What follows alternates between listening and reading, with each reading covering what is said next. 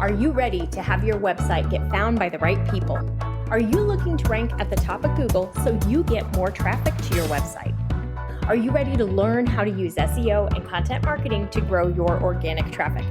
If so, you are in the right place, my friend. Welcome to the Simple SEO Content Podcast, where I show you how to combine the power of SEO, search engine optimization, and content marketing to build your like, know, and trust factor with your audience, which allows you to get found by the right people and turn those visitors into buyers. No more frustration or confusion, and no more time wasted wondering if you're doing your SEO right. It's time to learn how to use SEO and content marketing to grow your business.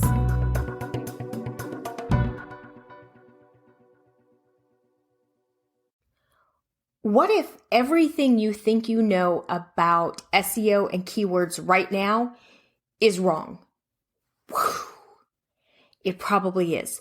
I want you to join me in this episode of the Simple SEO Content Podcast so that you can learn what you really need to know about SEO keywords in order to succeed with them. I'm your host, Rachel Lindhagen, President and Founder, CEO of Etch to Marketing and Etch to Marketing Academy. And today, we are digging into SEO keywords because there are so many misconceptions out there, and misconceptions hurt you because they keep you from making successful gains and getting traffic and ranking, and they keep you from being successful when it comes to your SEO. If you have tried search engine optimization or you have tried to get traffic to the content that you're creating and you're just not making headway, this episode is for you because I can almost guarantee that you're making one of these mistakes. And by the end of the episode, you're going to know what you're doing wrong. And that's going to help you make the changes that you need to make so that you get better results in the future. Number one thing that I see people do wrong with their keywords is they choose a really big, giant keyword with lots of search volume because they think they have to have a really big keyword with tons of search volume to get traffic. But in most cases, those terms that are maybe shoes or soda or cup, those are going to be incredibly competitive. And as small business owners, we're not going to rank for them. And it's nothing against us. It's nothing that we're doing wrong. It's just the reality of the situation. We're not going to rank for a giant keyword like that. So using it in our optimization, we're not going to get results. We need to choose keywords that are going to be a better fit for our business. So let's quickly walk through an example that I like to use with my students that makes it really easy to understand. Let's start with the word shoes. Goodness gracious, there are 1 to 3 million searches a month for the word shoes. Now, on average, the website in position number 1 gets about 34% of the traffic, of all traffic. So let's say that position number 1 website is going to get 340,000 visits a month. I know, 340,000 visits a month from the word shoes. Now, you may be thinking, gosh, I could make so much money. I could sell so many shoes if only I could rank for that word. The problem is, who's looking for shoes and what kind of shoes do they want? If it's me, am I looking for myself, my husband, my kid, maybe a pet? I have no idea. The consumer who's searching the word shoes may not even know what they're looking for yet. And as a website owner, I can't align them with what they need with a term like shoes. It's just not possible because I don't know what kind. Now, if we go further down the sales funnel and we look at women's shoes, okay, that's a little bit better. We have a little better understanding, but even now, what kind of women's shoes? Dress shoes, rain shoes, snow boots, high heels, flip-flops. There's so many types of shoes. Let's go a little further down the sales funnel and let's get into women's running shoes. Okay, now I'm sure we have lower search demand than we did for the word shoes. However, from a consumer intent standpoint, we know a lot more about what the consumer searching for women's running shoes is looking for. We have a much better chance of aligning with them and meeting up kind of in the middle, where if our website was optimized for women's running shoes and was ranking high, we could potentially sell more women's running shoes. However, if we went even a step further and we went to women's Asics Gel Kayano running shoe, Now we could sell a lot more because that consumer knows exactly what they're looking for. They're closer to the point of conversion. And if we can rank high for that, even if there's only 10,000 searches a month, let's say that we get 3,000 visits. We'll just keep easy numbers. We get 3,000 visits a month from people looking for women's Asics Gel Kayano. If I have a landing page that's women's Asics Gel Kayano running shoes, and I rank in position 1 and I get 3,000 searches a month, you better believe I'm going to sell some shoes because I know exactly what the consumer is looking for and my website is returning exactly what they're looking for. So if I have the color and the size and the style of the shoe that they're looking for, there's a really good chance that they're going to buy from me. That's why I want you to stop worrying about things like realtor and your city or K-5 writing instructor or resources for teachers. Like these are big keywords. They're not ones that are going to help you make a lot of money. We need to look more tailored and more niche, and we need to help you figure out exactly what keyword you're going after. So that's the very first mistake that I see is that people choose keywords that are just way too big for them. The next problem I see is that people use the same keyword on every page, and that hurts you. So now let's pretend that you've chosen one of those keywords that can't rank. And now you've used it on every page on your website. So now you have 10 pages that can't rank because you're never going to rank for that keyword. So now you're not going to get traffic to the website because all 10 pages have the same keyword. Now let's take it a step further. Let's say it is a keyword that you can rank for. Great. However, if you've got it on the same page, you've got the same keyword on all 10 pages, you've just limited your opportunity to rank because Google's only going to show your website a maximum of 2 times for any given keyword. That means you're going to have 2 ranking opportunities instead of 10.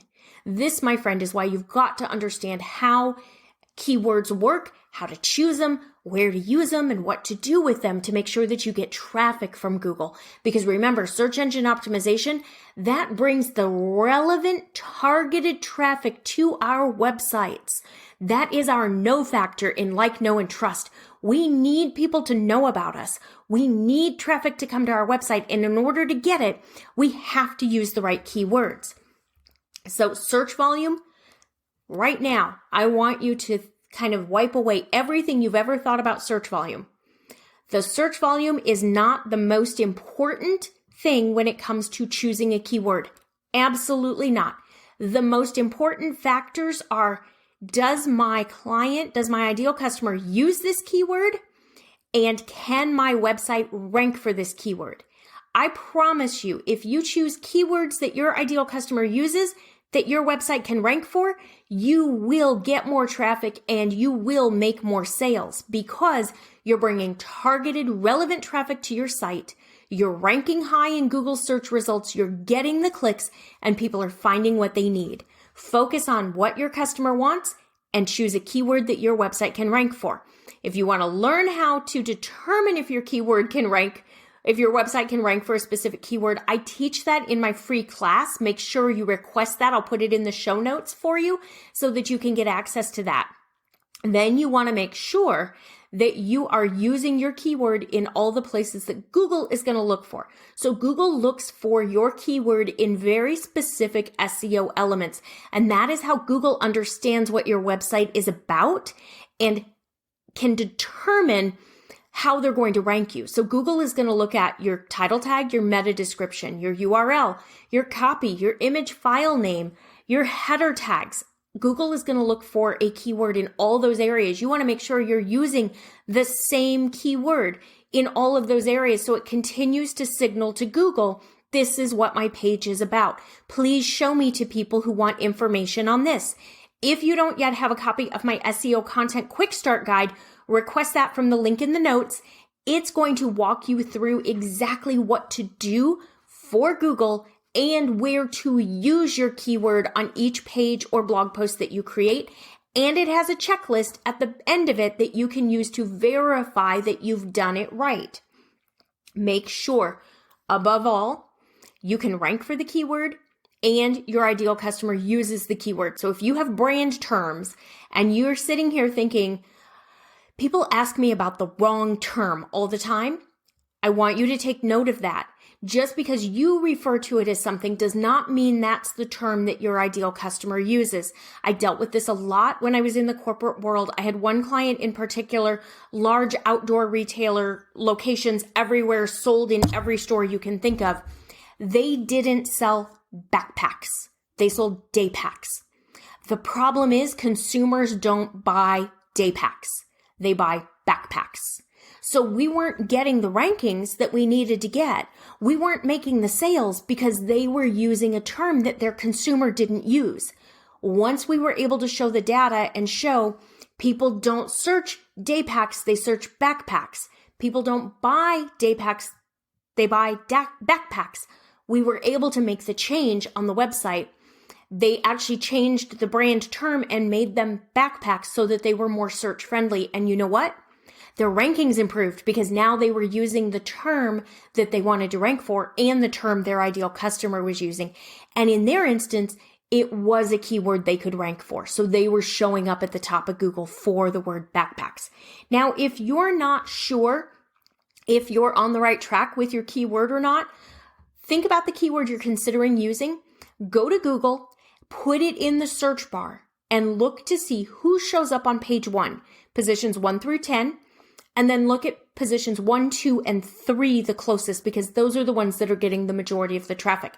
As you know, 34% of traffic goes to position number 1. Like we talked about in the shoe example earlier, 34% goes to position number 1.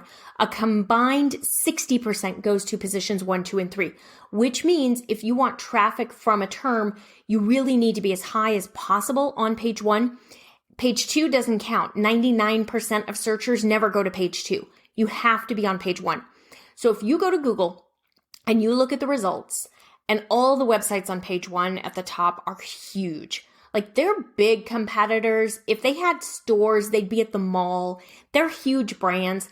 You need to look for a different keyword because my friend, it's nothing against you. You're not going to rank for that keyword. It's just not going to be possible for you.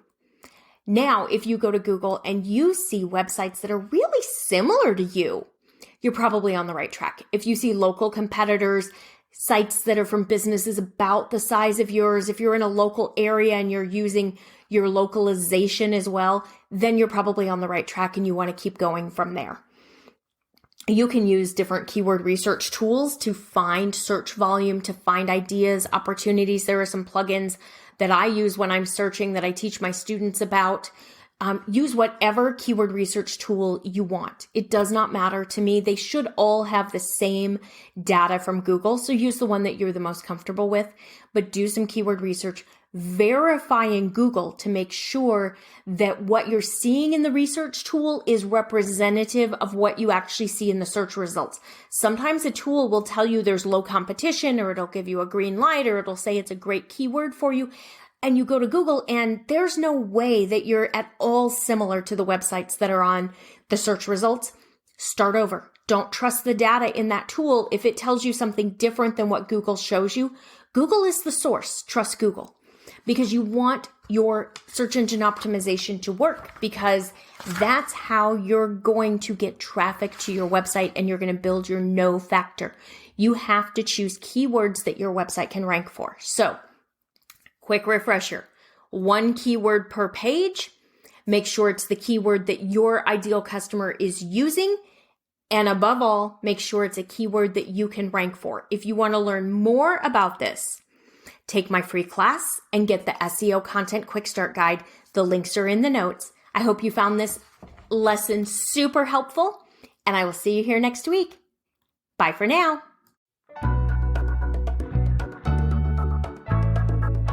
That's all for today's episode of the Simple SEO Content Podcast. I want to thank you so much for joining me. Make sure you visit my website, etchedmarketing.com, and visit the freebies tab. Right there, you're going to find the SEO Content Quick Start Guide along with the free SEO class. So you'll have everything you need to know to get started with SEO and content marketing. Then do me a favor, if you wouldn't mind, if you would do a rating and a review of this podcast on your favorite platform. That would really help spread the message, and I do greatly appreciate it. If you have any questions, you can always DM me on Instagram at Etched Marketing Academy, and I will see you right back here next week.